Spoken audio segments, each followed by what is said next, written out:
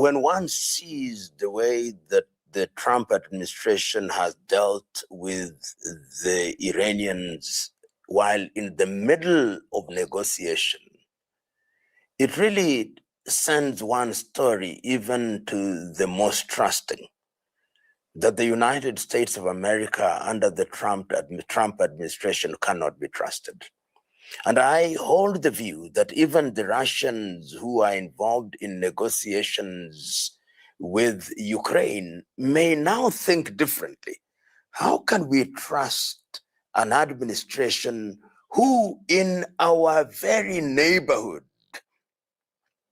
have betrayed a power which had agreed to negotiate with them? Can we trust them?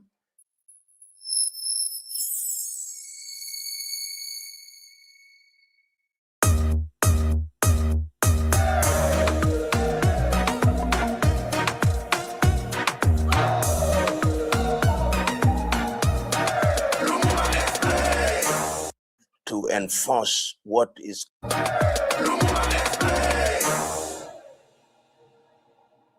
the world is now reeling under what the Americans have called Operation Epic Fury. When history is written, it may very well be said that Operation Epic Fury was a solution that is worse than the problem. Worse than the problem because it is an attempt to enforce what is characterized as peace by humiliation. And history is consistent, particularly in the Middle East, that all attempts at enforcing peace by humiliation have failed. The Americans themselves will remember the Camp David Accords, which gave birth to the Nobel Peace Prizes for Anwar al-Sadat and Menahem Begin. They'll remember the 1993 Oslo Accords, which also gave birth to Nobel Peace Prizes for Yasser Arafat, Shimon Peres, and Yitzhak Rabin. And they will also remember what they are now referring to, the Abrahamic Accords of the year 2020 and 2021. All these have been attempts by the American administration, successive American administration, to enforce peace on the terms of Israel. The net effect, of course, is that all those who are involved in the peace processes are humiliated, and any purported peace that is based on humiliation and domination never lasts. Iran is unique in the region, unique that it is the center of the Shia sect of Islam. The majority of the population in the Middle East are Sunnis. And in that sense, there is a sense in which there has always been undercurrents that are informed by what I call political Islam. And I use this term very deliberately. And we will remember that in the 1970s, in the 50s rather, 50s through to the 70s, 60s, and then to the 70s, the Iranian administration by the Pahlavi regime was a regime that was pro-America and pro-West. In 1979, when Ayatollah Ruhollah Khomeini and the patriarchs of the Shia regime took over and created a theocracy, they actually took the view that the state of Israel was illegitimate, and they have never recognized the state of Israel. So there has been this underlying hatred for this administration as an administration whose design is to obliterate Israel from the face of the earth. That is as far as Israel is concerned. But the Americans also have a problem. They have a problem that in 1979, during the Carter administration, the Americans were humiliated in Tehran. And I think from their perspective, there has always been a desire to have war. in the narrow sense and in the overall scheme. I listened to the Secretary of State of the United States, Mark Rubio, during the Munich Security Conference in February of 2026, and one could see a person that was talking about a Western world that ought to protect its civilization, almost saying we need to recolonize the world, almost saying we need a war. And it is not lost on me that the Trump administration deliberately renamed the Department of Defense the Department of War. And from that point on, there has always been a desire to have this war. It was exacerbated, of course, when the Israelis, responding to the 7th of October attack, went into Gaza, and the war has been prosecuted in a manner that is unprecedented in the history of the world. What we now see is the accusation against Iran that Iran sponsors terrorism, that Iran sponsors the Houthis, that Iran sponsors Hezbollah, that Iran sponsors ISIS. And all these things are things that in the minds of some are debatable. And some argue that there is an old English saying, if you want to kill a dog, give it a bad name. So Iran has been given a bad name as the sponsor of terrorism. To their credit, the Iranians have always said, yes, we are enriching uranium, and we are enriching uranium for the purpose of ensuring that we have energy, in other words, peaceful means. The International Atomic Energy, under the aegis of the United Nations, has visited Iran on several occasions. And the reports have not demonstrated that uranium has been enriched to weapon grade. But the Americans are not in the business of listening to that.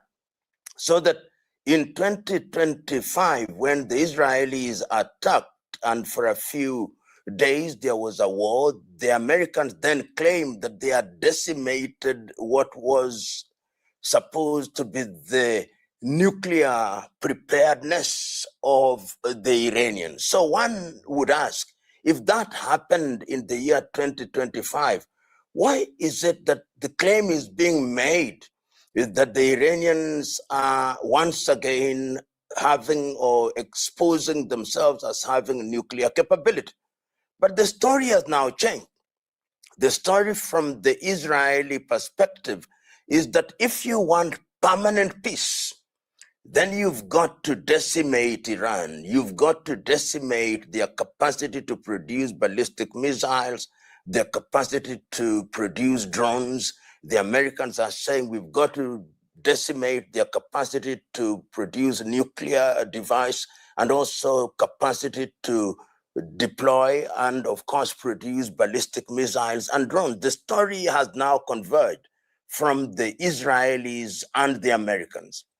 And one can see that when there was an attempt to prosecute war in the year 2025, it was halted very quickly. And the Americans then said, let us begin to negotiate. But it's now clear it was not negotiation in good faith from the side of the Americans. And this must be stated quite categorically. In moments such as this, to be neutral is to be untruthful. Because during the period that they purported to enter into negotiations, what the Americans were doing was to move their military arsenal to the Mediterranean Sea and to the Gulf. And once they were ready, once Abraham Lincoln was ready, once Gerald Ford was ready, without any warning and in the middle of negotiation, you could see the rhetoric. And the rhetoric from the President of the United States was consistent. That in the middle of negotiation, the rhetoric was vitriolic. The rules of negotiation are clear. When you are negotiating in good faith, it is done in silence. It is done in a respectful manner. You don't engage in saber rattling. But saber rattling was the modus operandi of the Americans. And once they felt that they were ready, then of course, they launched the attack, which had been planned for a long time, because the CIA are now saying that we'd been following the Iranian leader Khamenei for a long time, and we knew where he was, and we supplied this information to the Israelis, and that is why he was eliminated in the manner that he was. And of course, his other aides were eliminated because, in my view, it was assumed that when you hit the head, then everything will disintegrate. And you hit the head in situations where there is also internal discontent and unrest because of the sanctions that have been imposed on Iran for a long time. The economy is on its knees. The currency is on its knees. The people are dissatisfied. And they are being told the reason why you are suffering is because you have this theocracy of individuals who are not interested in your rights. They are not respecting your human rights, and they are also not creating an environment where you can thrive economically. The assumption, in my view, therefore, and this is debatable, was that if you eliminate the supreme leader Khamenei, then Iran would disintegrate. But history of Iran since 1979 has also been consistent. The administration and the regime is so organized that when you eliminate one, there is a process that produces another. And their conviction to their cause is something that ought not to be underrated.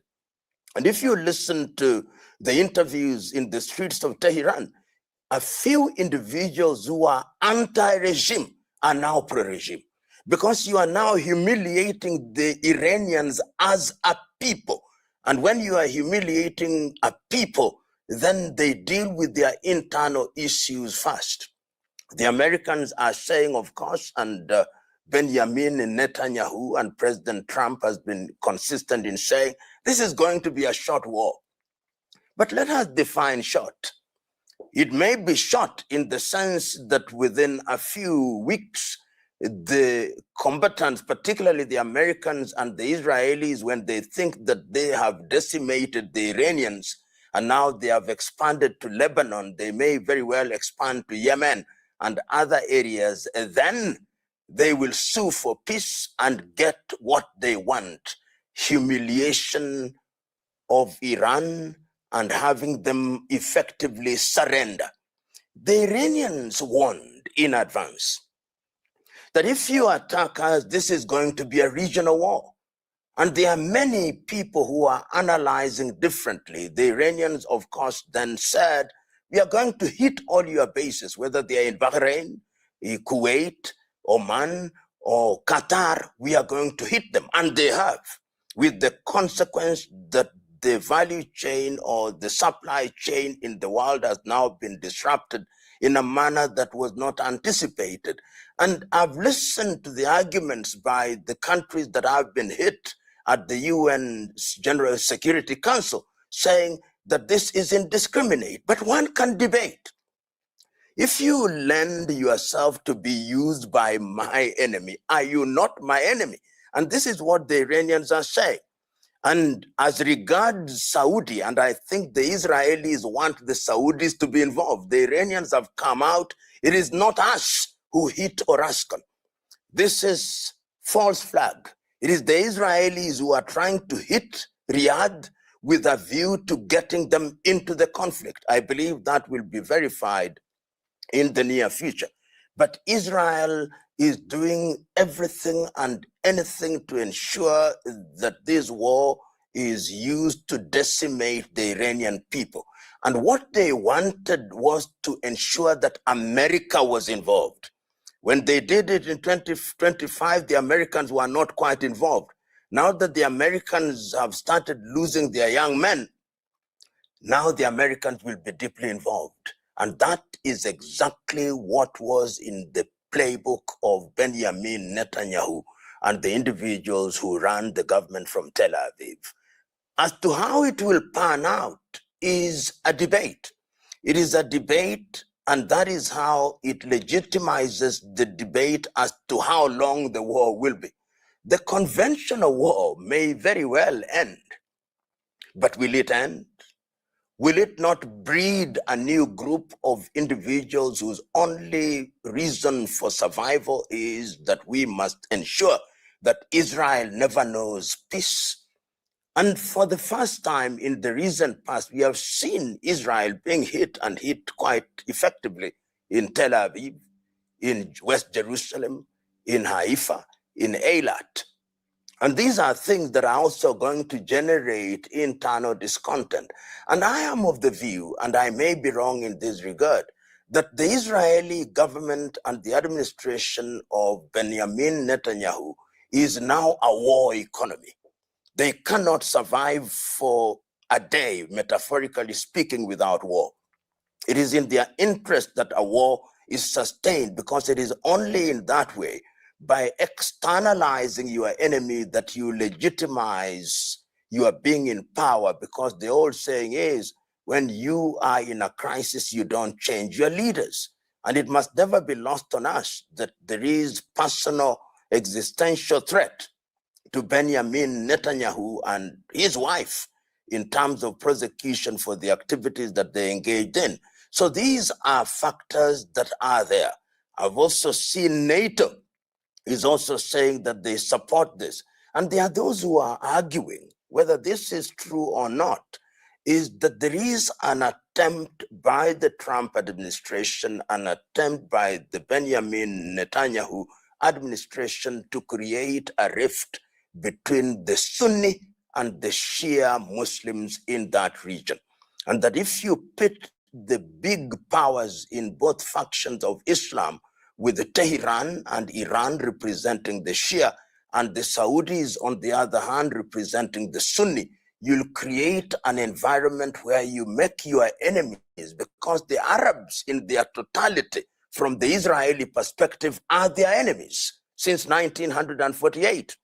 And if you get them fighting, then you are in a good situation. You let them fight and you sit pretty. So these are possibly conspiracy theories, but they are theories which can be anchored on the evidence that is available on the ground. For the region, economically, it is a disaster.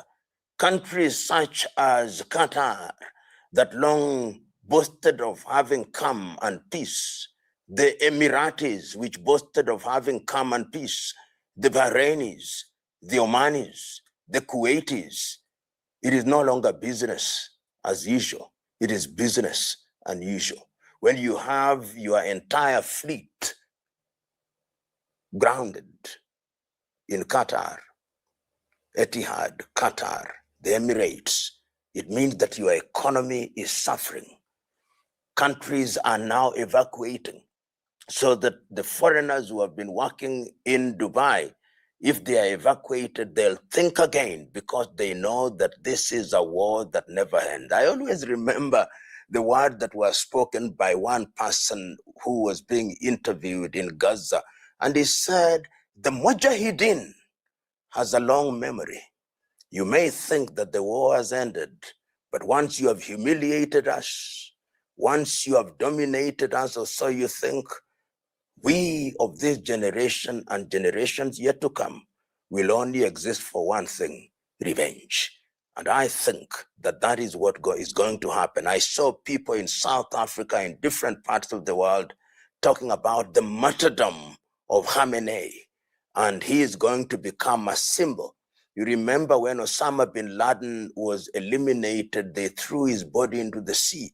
But Khamenei will be buried, and his burial place, like that of Ayatollah Khomeini, will become a shrine which will energize a new generation of young people who will want to ensure that America and Israel and the Western world is attacked. That is the unfortunate situation that has been created by the joint efforts of President Trump and Benjamin Netanyahu under what they describe as Operation Epic Fury. If I was, as as a historian to write about Donald Trump, I will say one thing, that he is consistently inconsistent. You never know what may happen. Of course, he was on television saying, some people saying, I'll get bored, but I'll not get bored. We are going to ensure that the Iranians are decimated. We are going to ensure that their capacity to produce ballistic missiles and their capacity to enrich uranium and therefore to acquire a military device is completely eliminated. And we are going to ensure that America becomes great again. This great again mantra, which means that you humiliate, you are the policeman of the world, is something that is very dominant on his lips. And you never say never. It is quite possible that when the things get out of control, he may say that the Israelis must think otherwise. And it depends on what happens. Remember that the Americans are going into midterm elections. And although across the aisle, to mean in the Republican and the Democrats, most of the Republicans, particularly the hawks in the Republicans, think that this is a good thing, that it has been prosecuted at the right time. But the Democrats have come out quite strongly to say that this is unconstitutional. I've seen Senator Bernie Sanders coming out and said that the Senate should be recalled back to Washington, D.C. to ensure that America does not engage in an unconstitutional war. At the United Nations, Antonio Guterres has been on record that as saying that what the Americans did, of course, he was a little bit reticent. It didn't come out as clearly as he should, in my view.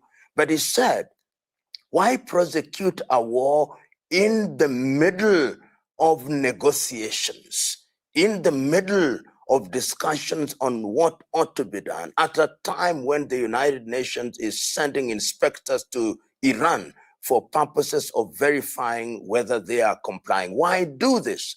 And I believe that the UN Security Council will be summoned. Of course, the UN Security Council will say their piece, then there'll be vetoes and all.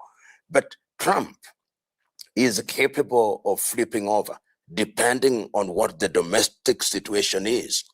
If the midterm elections go against him, as I suspect they will, then he will, of course, think very differently. There are those who have said that he faces imminent impeachment proceedings against him, because the Americans are now suffering throughout the world. We saw what happened in Islamabad when there was an attack by people who are demonstrating in Pakistan, and the Marines actually fired, and it's debatable as to whether it's the Marines who killed those who were killed. And this is going to happen in quite a number of countries. So America may be great again at home, if that is true, but it's becoming one of the most unpopular nations on earth. And I think many people who think that America should play a positive role in international affairs will say it is time to stop this and rethink. And it's time to stop the Israeli administration from fighting everybody on sight, because the Israelis are fighting everybody on sight. When you think that the war is now being laser guided to focus on Iran, they are now in Beirut. And before you know it, they'll possibly be in Yemen. Before you know it, they'll possibly be in Jordan. So you cannot fight wars on such fronts. And even your supporters, such as the US, the more they begin to suffer casualties and Americans begin to see coffins draped in the flag of the United States of America getting home, they'll begin to say, no, this is a war that is unnecessary. And it is also the reality that they cannot dare put boots on the ground in Tehran. If they do so, they'll suffer the humiliation that they suffered in Vietnam, in Afghanistan, in Iraq. But you can never say never. Trump is capable of doing the about turn, and Netanyahu will be left with only one option: to engage in what is essentially a kamikaze fight against the entire Arab world. The Pahlavi, and I think during the period when there were internal riots, there are suggestions that one of the Pahlavis was actually behind it. And I think it is true. And I think it is elements within the United States of America and elements within Israel who are trying to bring them forth. And remember that Iran is also a divided community, divided in the sense that there are those who, having tasted Western life, do not like the theocracy.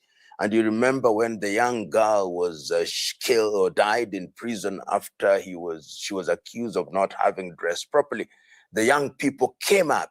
So there are those who think that you can use the old regime by making reference to the old king, the good old days of Shah Reza Pahlavi, and bring them back. So I'm quite certain that efforts are being made. Remember, the Americans said through Trump, we want a regime change. Some even suggested that he knows who will replace Khamenei.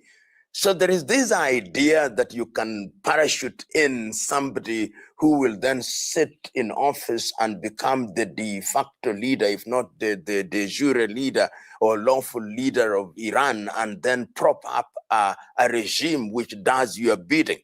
And I'm quite certain that these Pahlavis are being re-energized wherever they are and being prepared to be taken to Iran. But I think they are dealing with a different kettle of fish. The administration in Iran is not an administration that you can eliminate in the manner that they think.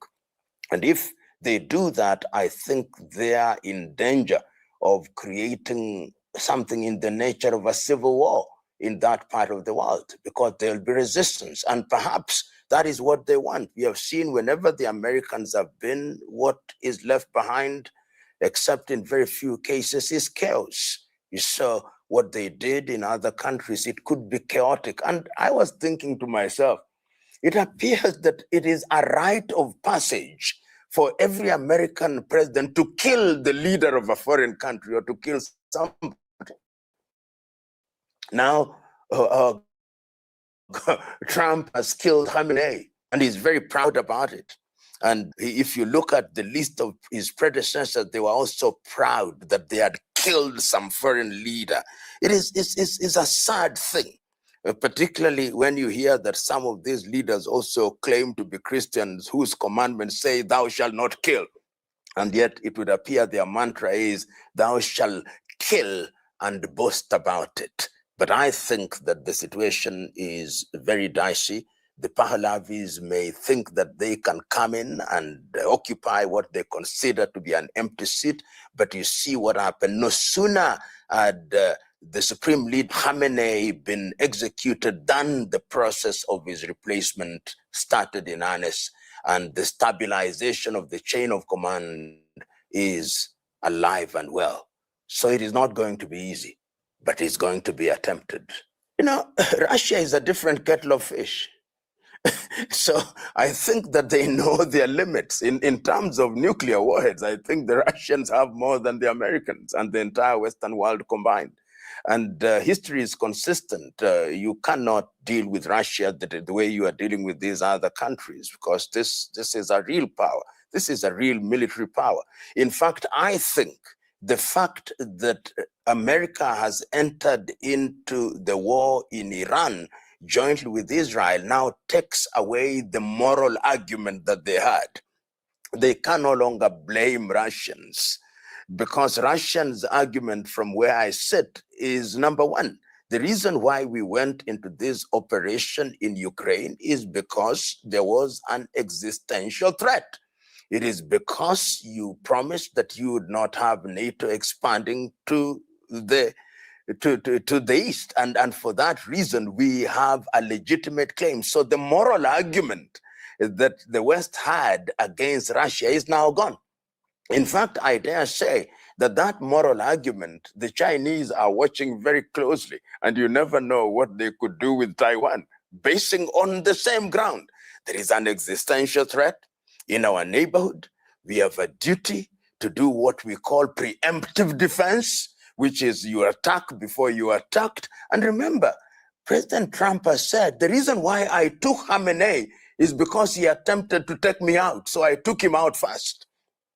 So I don't think that they would dare do that. I think what is going to happen when the Americans realize that the war cannot be prosecuted on their own timetable in the not too distant future, they'll now go to the UN and said, can you have us begin to negotiate for peace? Can we have a ceasefire? And let's go into negotiations. And you can see they have already started to say that, but the Iranians have said, no, no negotiations, because negotiations out of this humiliation is effectively surrender.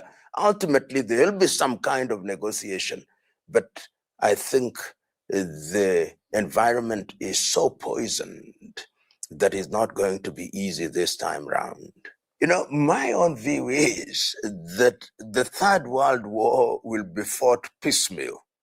One can actually argue that we are now beginning to see segments of what historians may characterize as the piecemeal fighting of the Third World War, so that you are going to have it in regions. And I dare say that I think that Western civilization, after what happened in the World War II, now needs a war.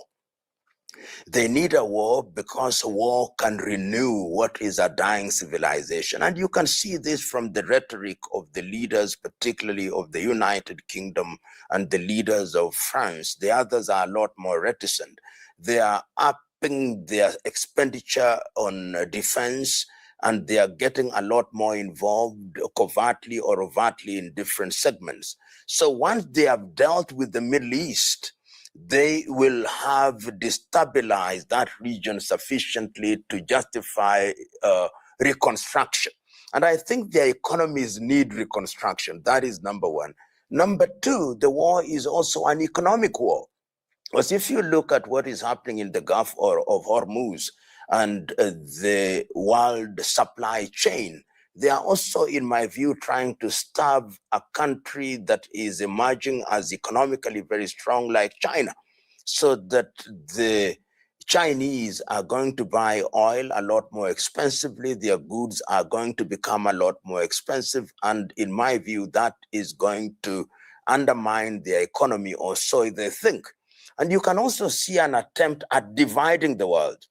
The recent visit by Prime Minister Modi of India to Israel is an attempt to divide what was seen as an emerging front that is tied together by the BRICS, involving Russia, China, and Brazil, and of course, India and South Africa.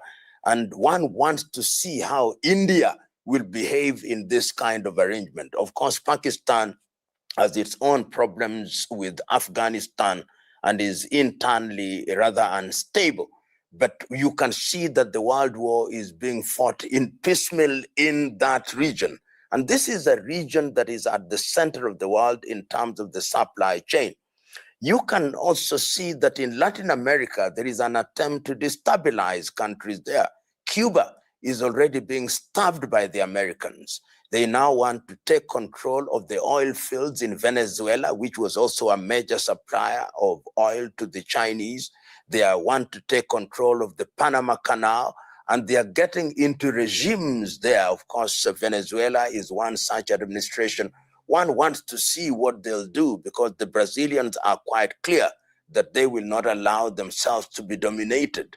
And you've seen the Mexicans have also responded to the Cuban situation by way of supporting them in some way. So some kind of low-key war is also going on there.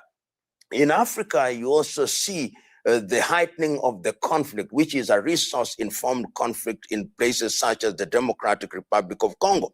And for the first time, we are seeing even the Kinshasa administration using drones. And you could see the quid pro quo. Once we saw that the president of the Democratic Republic of Congo was in the Oval Office, and not too long ago, the president of France, Macron, was in the Democratic Republic of Congo signing off minerals and all. And in this region in the month of May in Kenya. The Frank-Afrique meeting will be held in Nairobi, Kenya. So you can see that all this diplomatic toing and froing is something that is beginning to happen. And if you listen to Keir Starmer, the Prime Minister of the United Kingdom, trying to get into the war, that when our assets in Cyprus are threatened, we are not going to sit pretty. In other words, they want to be involved in some way. The head of NATO saying that the prosecution of war against Iran is a war that is necessary for world peace. The mantra is peace, but the Third World War is a creeping war.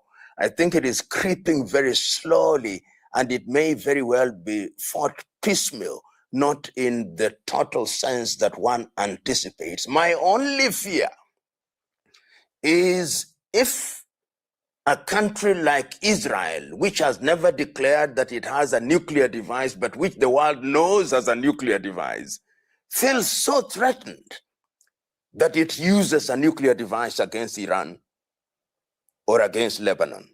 That will change the equation. That will change the equation in a dramatic way. And one hopes that we'll not get to that stage, because if we do, then who knows? Only the gods can then predict what will happen. Let me say that, and I may be overthinking in this regard, President Trump was elected by some segments in the United States as this individual who was going to be the savior of Christian values.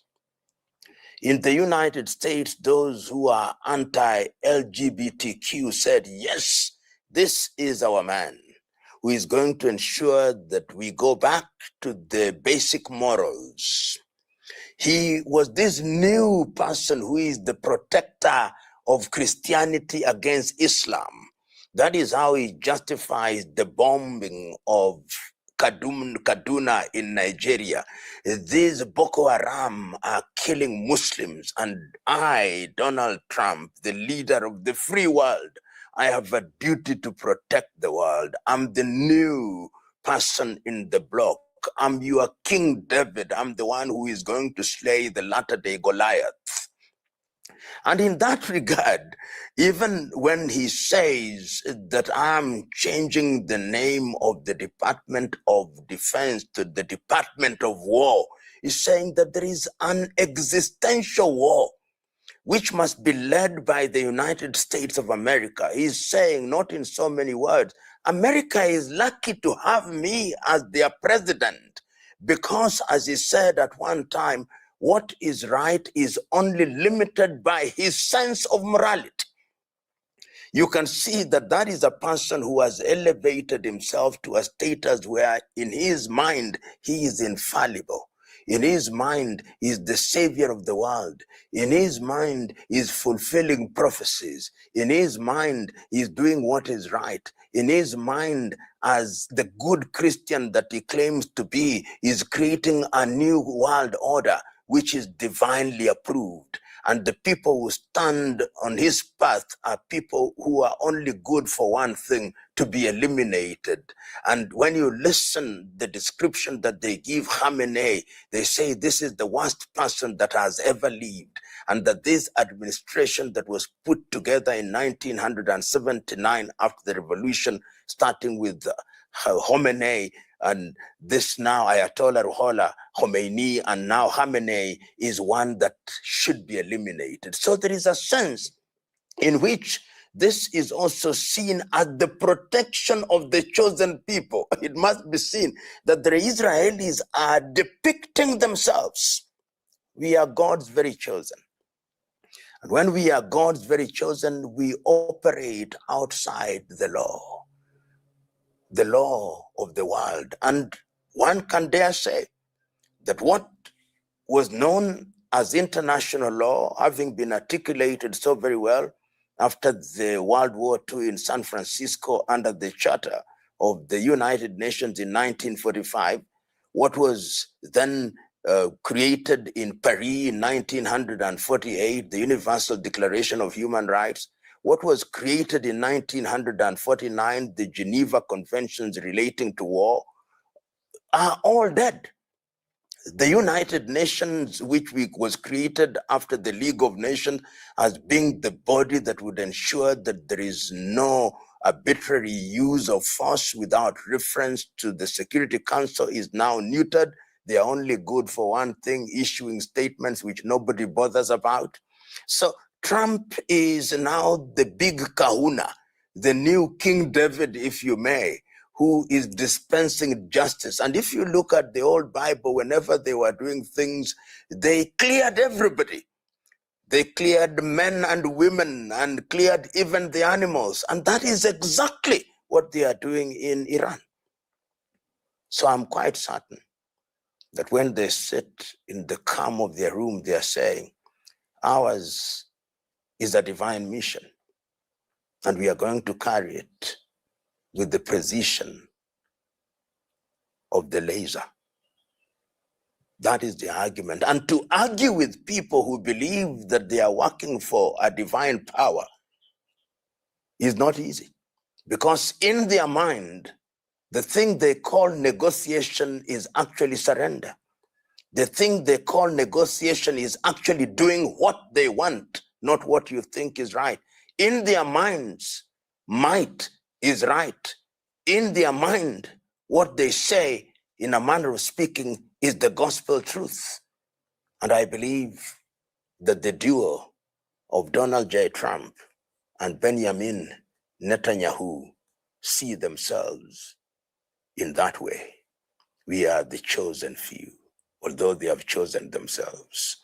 When one sees the way that the Trump administration has dealt with the Iranians while in the middle of negotiation, it really sends one story even to the most trusting, that the United States of America under the Trump administration cannot be trusted.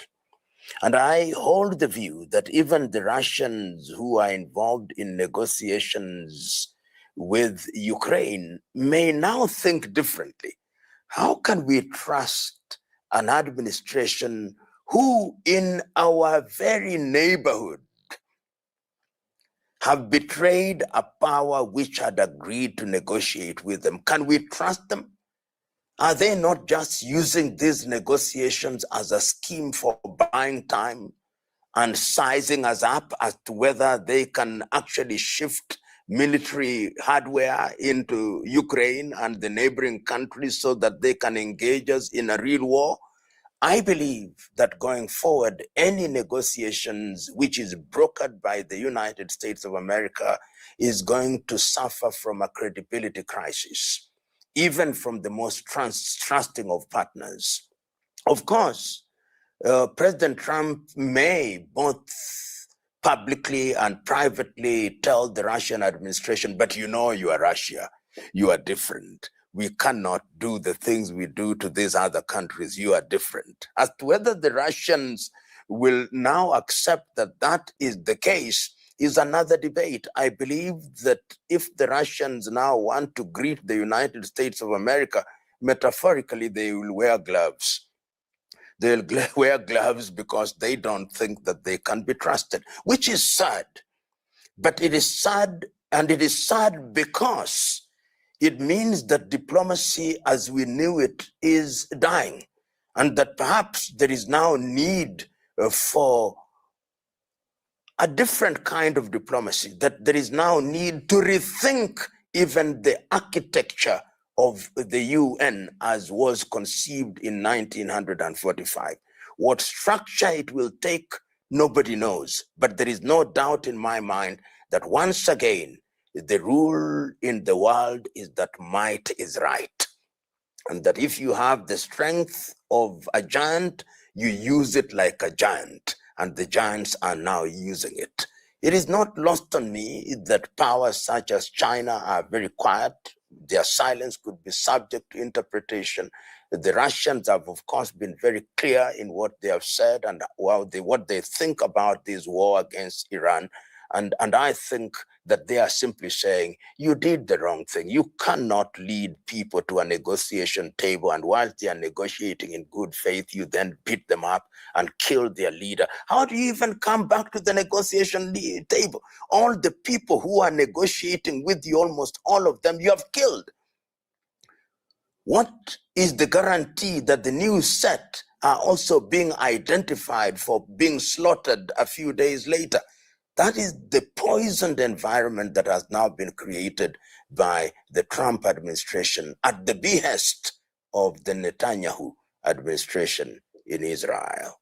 When I listen to President Trump saying that this war will be over in 4 weeks, he is responding to both a domestic pressure and an external pressure, because the domestic pressure is telling him, you have gotten us into the same situation that we found ourselves in Vietnam, and we know the cost of Vietnam.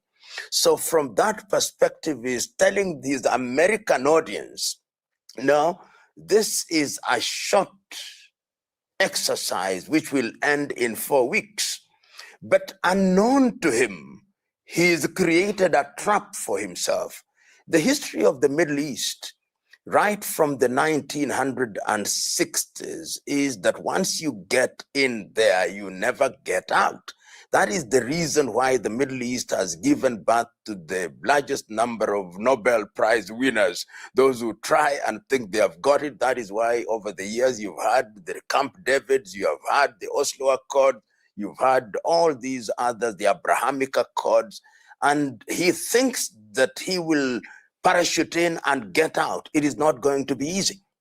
And he thinks also, in the larger scheme of things, assuming he's thinking in this way, that we have now seized the Venezuela oil. So we have cut off this oil from the Chinese, who are true economic competitors. Oil will be expensive for them. Their goods will become expensive.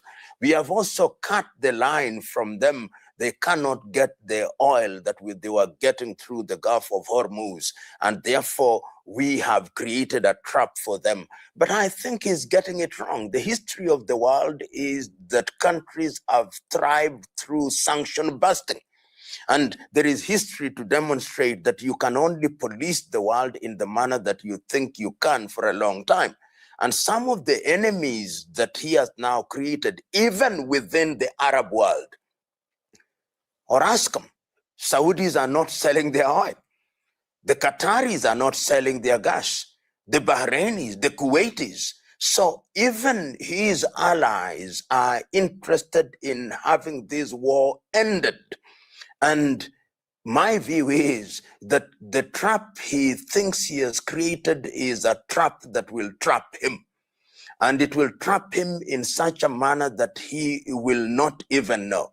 It will trap him domestically, it will trap him internationally, and reputationally throughout history. History will not carry his name with glory, because he will have disrupted the international chain in a manner that was unprecedented. Of course, in the short to medium term, we may have the price of oil going up in a very dramatic way, with the consequence that the price of goods and price of commodities, insurance in the world because of the longer routes, and other things will begin to happen.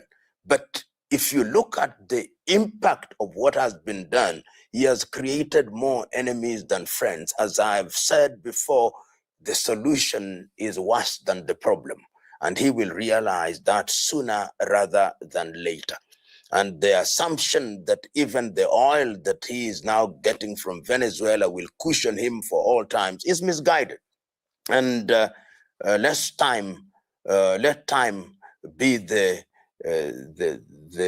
verdict creator in this regard.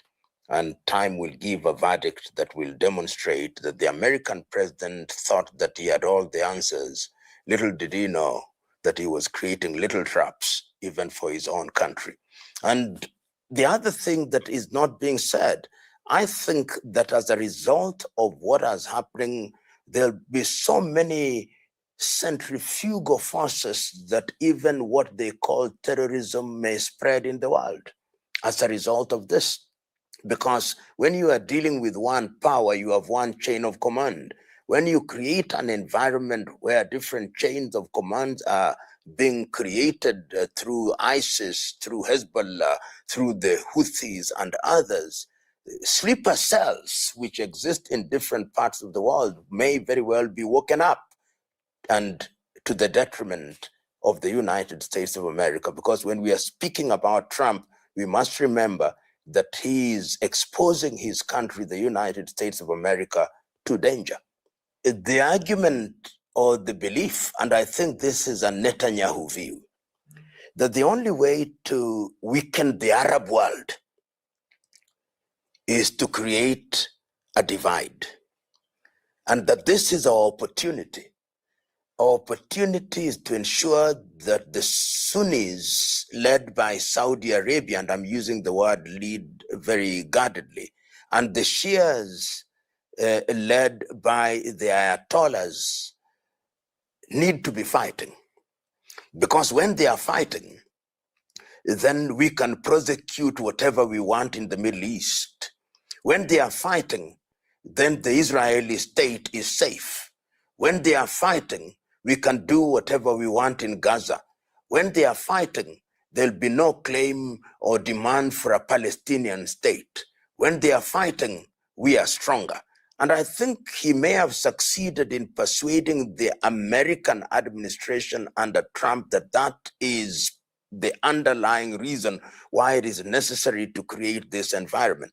And remember, it is very quickly, when there was a report that Saudi oil facility had been hit, the Iranians said, no, it is not us. It is the Israelis who are actually doing this. Whether that is true or not, I do not know. But it is the Israelis who are trying to do that in order to draw the Saudis into the battle. And remember that there are US military assets in Saudi Arabia. And I'm quite certain that the Israelis would want to see ballistic missiles being launched from Saudi Arabia into Tehran and Iran generally. Whether they will succeed is another debate, but I believe that Islamic scholars throughout the world will come up and tell these fellows, let not the Islamic Ummah be divided. So there will be efforts.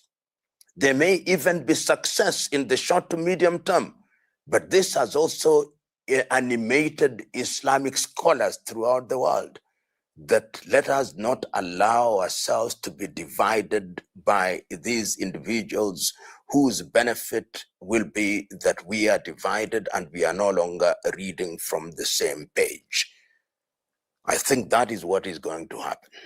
The world is in an interesting environment. We are in a situation where we can dare say that international law as we knew it is dead, dying, or in intensive care unit. And those who have sent it there are the Americans and the Israelis. It is sad that a world that defined how to resolve conflict in 1945 through the medium of the United Nations has now deviated, and the era of unilateralism, where permanent members of the UN now choose to do what is improper in the name of defense, is a sad thing to behold. And it is sad that it's destabilizing the world. It is sad that it is causing the death of people. It is sad that it is undermining all the instruments that had been created 80 years ago under the aegis of the international community, to which continents like Africa were grafted after they became independent. The time now is to wait and see what will happen.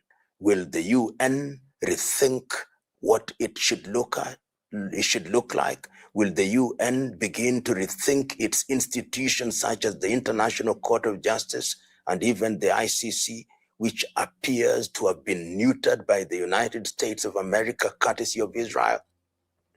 Interesting times, sad times, but they are our times.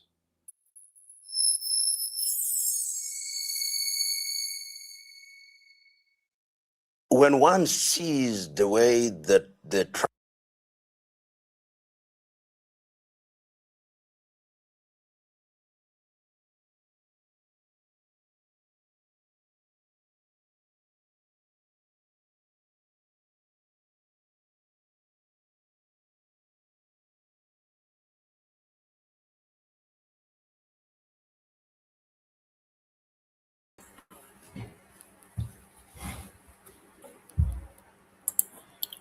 Wow, that was powerful. I'm sure you have listened to it, and it touched really in a lot of things. And he really, Professor PLO Lumumba, have unpacked how we should see this U.S., Israel, Iran war, because so far it has been 6 days, but I mean, it has really touched the rest of the world, has felt the heat of this war. Now, let me just conclude. It's not really to go back to what he said, but just giving my own Pan-African perspective or conclusion to it. Look, as we reflect on these unfolding events, Africa must watch carefully and learn deeply. History has taught us that when powerful nations clash, such as now what we see, the shock waves for travel, far beyond the place where the war is actually taking place. So it's across the border. So you see that shockwave traveling into economies, politics, and the futures of nations that had no role in this conflict. Now, for Africa, the lesson is profound. The world is entering an era where power politics is once again shaping international relations. In such a world, those who are weak become arenas for the struggles of the powerful ones. That's why Pan African vision remains as urgent today as it was decades ago. Africa must think strategically. Africa must act collectively. And Africa must never again allow itself to be merely an observer in a world whose decisions affect its destiny. Our continent must build, strong institutions, strengthen unity among its nations, and ensure that its voice carries weight in global affairs. Because the truth of history is simple. Nations that do not shape their future will eventually have their future shaped by others. Now, because in the world that is emerging, those who are not at the table will inevitably find themselves on the menu. They are going to be eaten. So yeah, thank you for watching. If you value, this conversation and what Professor PLO Lumumba have shared about Africa and global affairs, remember to like, to subscribe, and share. And the credit goes to the Alpha House YouTube channel. That's where we have got this footage and shared with you. So you also go and check that YouTube channel as well. Thank you very much once again for tuning in, and I will see you on the next one. Bye bye.